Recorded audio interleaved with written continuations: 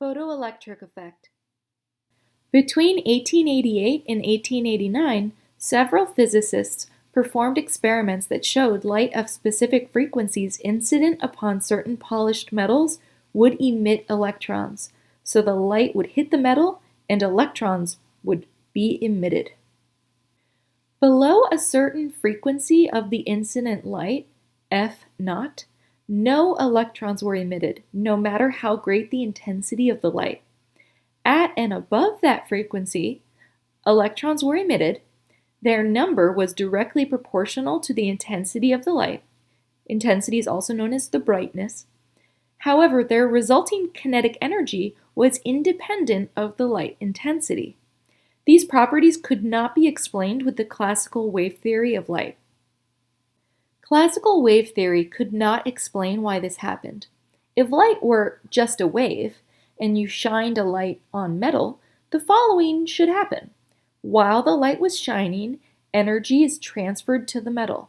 After a certain amount of time, electrons would have received the needed escape energy, and they would be ejected from the metal.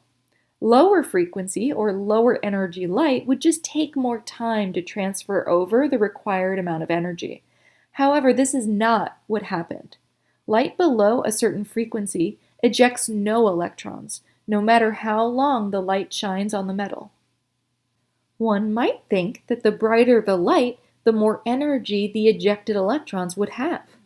The incoming light has a greater amplitude, and therefore more energy would be transferred to the electrons in the metal. However, as it turns out, the kinetic energy attained by the ejected electrons has nothing to do with the brightness of the light. Only the number of ejected electrons would increase. They don't gain more energy and move faster if the light brightness is increased.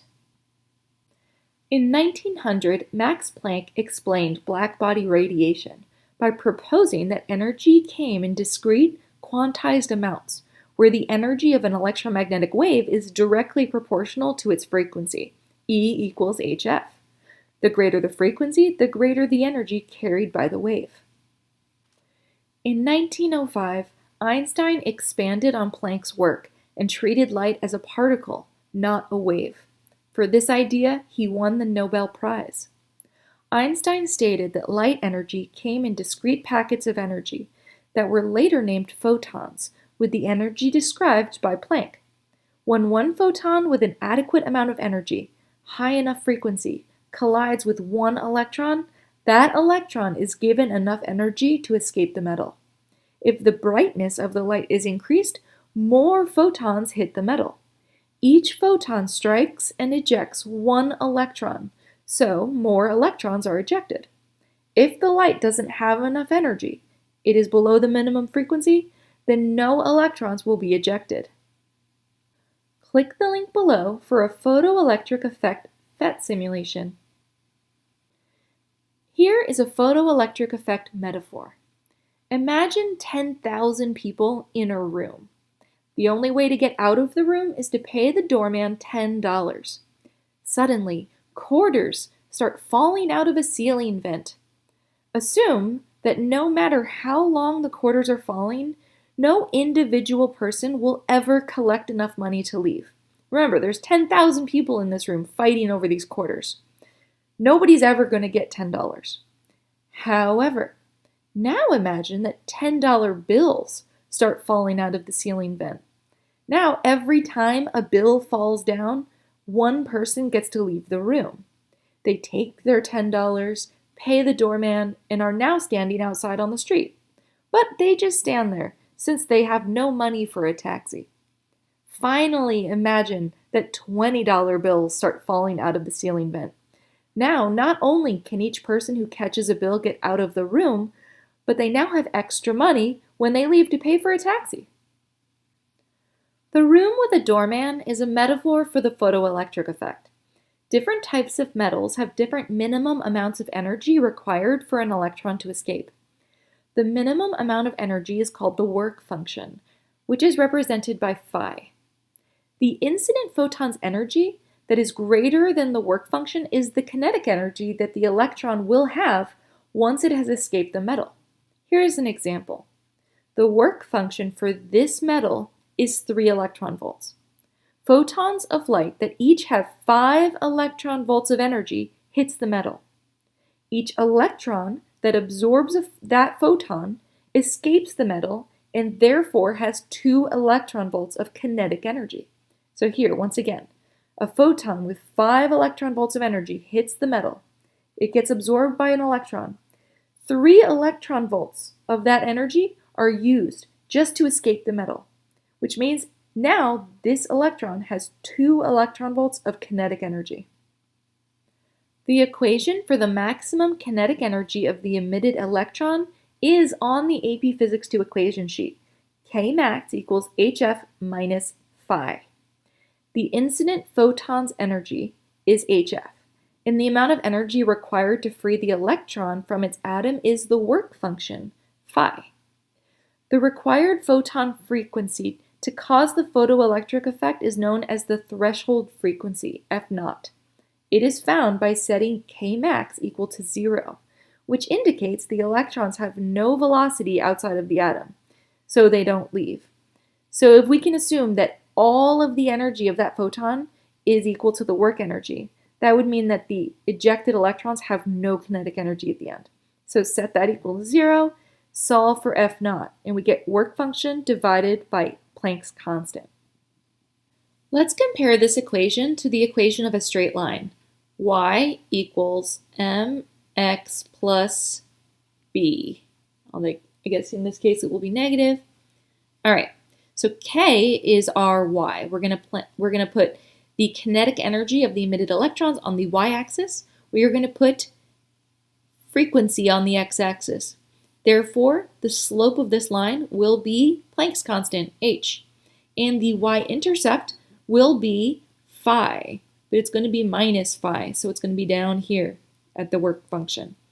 So you can see that that is our y-intercept, and this is what our line will look like. F0 is the threshold frequency. So here is where that line's going to intersect the x-axis. Photons with frequency less than this value will not eject any electrons. What is the energy of a green light photon? From the chart, we can see that the wavelength of a green photon is approximately 550 nanometers. The speed of a photon is the speed of light, 3 times 10 to the 8th meters per second. Use the energy equation where Planck's constant is expressed in electron volts. So we have E equals hf. We can replace F with V over lambda, which is another equation that is on the AP Physics 2 equation sheet. We're going to want our answer to be in electron volts in this problem, so we're going to use the version of Planck's constant that is in electron volt seconds. And then we plug in speed of light and the wavelength, and we get an energy of 2.26 electron volts. A photoelectric surface has a work function of 3.84 times 10 to the negative 19th joules. What is the maximum kinetic energy of the emitted electrons given that the frequency of the incident light is 6.22 times 10 to the 14th hertz? All right, we're going to use our photoelectric effect equation and just plug in values. So we have h, which is Planck's constant. We have the frequency minus the work function, the minimum energy required to eject an electron. So whatever's left over is the kinetic energy, the max kinetic energy, 2.8 times 10 to the negative 20th joules. A photoelectric surface has a work function of 3.6 electron volts. What is the maximum kinetic energy of the emitted electrons given that the frequency of the incident light is 2.12 times 10 to the 15th hertz? All right, in this case, we're given the work function in electron volts instead of joules. So you're going to use the same equation as before, but this time use Planck's constant in electron volt seconds instead of joule seconds. And that will give us our answer of 5.18 electron volts. The nice thing about using electron volts is that often the energy does not need to be expressed in scientific notation. While the energy before was like 10 times 10 to the negative 20th joules, now this is just about 5 electron volts. It's a nicer number to deal with. A photoelectric surface has a work function of 1.8 electron volts. What is the threshold frequency in order to eject electrons from this surface? All right, so we're going to start with our photoelectric effect equation. What we want is for after the electrons are ejected to have no kinetic energy left, right? So the minimum frequency to meet the work function, but having no kinetic energy left over. So we're setting kinetic energy equal to 0, and then we're solving for F. So we're going to divide both sides by H, plug in our values. Now, because we're using the work function in electron volts, make sure that you use Planck's constant in electron volt seconds. So this version of it, so that the electron volts cancel out. We get 1 over seconds, which is hertz, 4.35 times 10 to the 14th hertz. A photoelectric surface has a work function of 4.64 times 10 to the negative 19th joules. What is the maximum wavelength of light that will eject electrons from this surface? All right, so this is similar to the previous problem. What is the maximum wavelength? Well, the maximum wavelength of light will correspond with the minimum frequency, which is the threshold frequency. So we're solving for the threshold frequency, but instead, we're going to make a little substitution to get the wavelength instead of the frequency. So remember, we have lambda equals v over f on the AP Physics 2 equation sheet. The velocity of light in a vacuum is c, so it's c over f. And then solve this for f, and we get f equals c over lambda. So we're making that substitution in here, then we're solving for lambda when kinetic energy equals 0, because we want, this is the minimum frequency slash maximum wavelength. There will be no energy left over for kinetic energy. So that would be 0, solve it for lambda. Continued on next slide. All right, at this point, we're going to plug in our values. Since we are given the work function in joules, make sure that you use Planck's constant in joule seconds, this version of Planck's constant. We get 4.29 times 10 to the negative 7th meters as the wavelength of light. Visible light is typically expressed in nanometers. So in order to do that, we're actually going to move this decimal over 2 to 429 times 10 to the negative 9th meters. That is nanometers. So that gives us 429 nanometers. The nature of light was discussed in a previous unit, electromagnetic radiation. Newton explained the reflection and refraction of light using a particle model. Thomas Young explained the interference of light with a wave model, and Maxwell treated light as a wave. At this point in history, Planck and Einstein explained light with a particle model. Next up will be another example of light being explained as a particle, the Compton effect.